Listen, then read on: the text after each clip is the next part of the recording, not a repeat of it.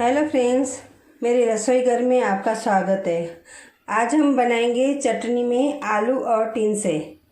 तो ये जो टिंडे है मैंने 5 छोटे छोटे थे, उसको काट के ऐसे धो के रखा है।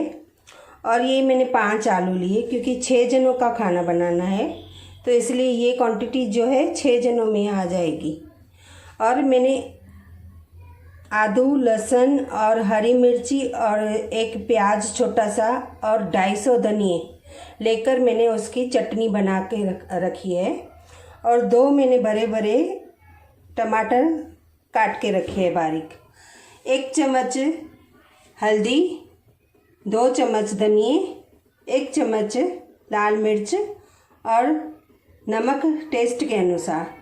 तो हम पहले कुकर रखेंगे और कुकर में छोटा सा चम्मच तेल का डालेंगे। जैसे तेल गर्म होता है हम उसमें हल्दी डालेंगे और हल्दी के बाद हम इसमें ये जो हमारी चटनी है ये चटनी डालेंगे और उसके बाद सब मसाले डाल देंगे, धनिया, लाल मिर्च और नमक। इन सबको घुमा घुमा के हम ये चटनी को थोड़ा ऐसे भून के फिर इसमें हमने ये जो रखे हैं आलू और टिंडे काट के फिर धो के ये हम सब डाल देंगे। ये हम सब डाल देंगे इसमें और इसमें टमाटर डालेंगे और फिर टमाटर गलने तक हम इसको भूनेंगे। फ्रेंड्स, सब्ज़ी जितना ज़्यादा आप भूनेंगे ना उसमें उतना ही ज़्यादा टेस्ट आएगा। तो इसको अभी हम टमाटर गलने तक भूनेंगे। देखिए ये अभी हम भून रहे हैं। टमाटर को पानी छोड़ चुका है। तो आप भी ऐसे कोई भी सब्ज़ी हो जितना ज़्यादा आप भुनेंगे ना उतना ही ज़्यादा टेस्ट आएगा। और ये लेवल पे आपको पता चल जाएगा कि हल्दी कम है कि ज़्यादा है, तो कोई बात नहीं, आप डाल सकते हो।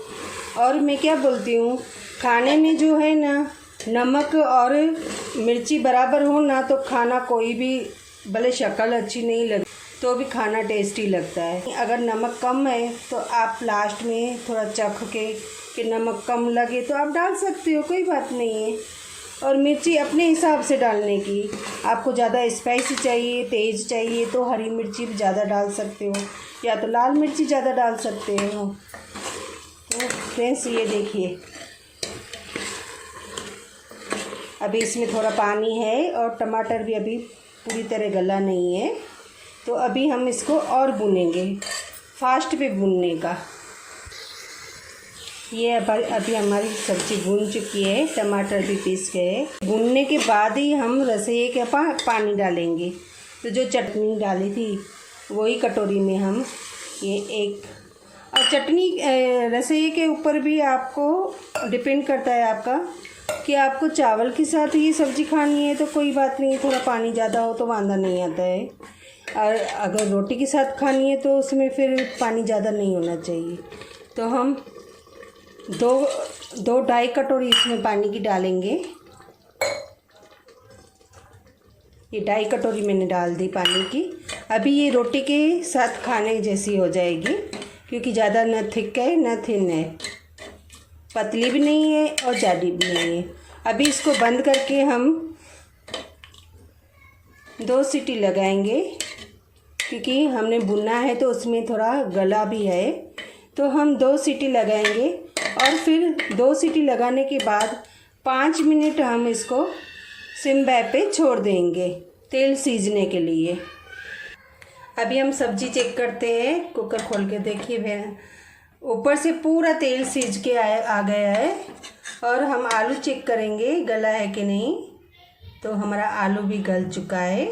अभी हम इसको सर्व करेंगे। ये हमारी सब्ज़ी रेडी हो गई है। तो आप भी ऐसे हेल्दी खाना बनाइए और गरम गरम रोटी के साथ सर्व कीजिए।